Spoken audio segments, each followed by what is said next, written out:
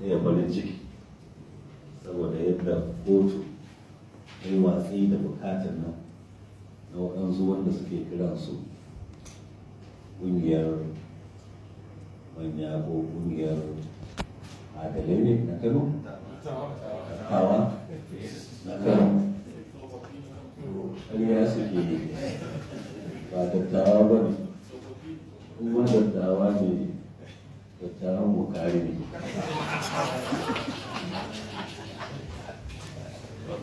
Ƙarya suke, ba su da takarda ta nuna cewa su dattawa ne, babu ma wanda ya zauna ya ce ga dattawan Kano. Kuma su nuna mana certificate su da rijista cewa su dattawa ne. Mutane ne kawai wanda suke son kansu, mutane ne waɗanda ba sa son masarautar Rano, ba sa son masarautar Bichi, ba sa son masarautar Ƙaraye, ba sa son masarautar Gaya. Kuma na roƙon su je waɗannan masarautu su fito cikin gari su ce ba sa son wannan masarautu in za su dawo lafiya.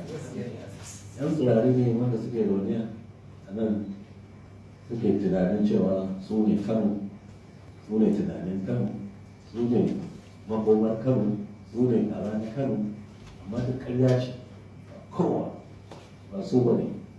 Sun ce wa mutane da tarihi, to tarihi ai mun gyara tarihi da ke, kuma su ba su fahimci tarihi ba, domin tarihi ya haɗa abubuwan da suke faruwa a lokaci.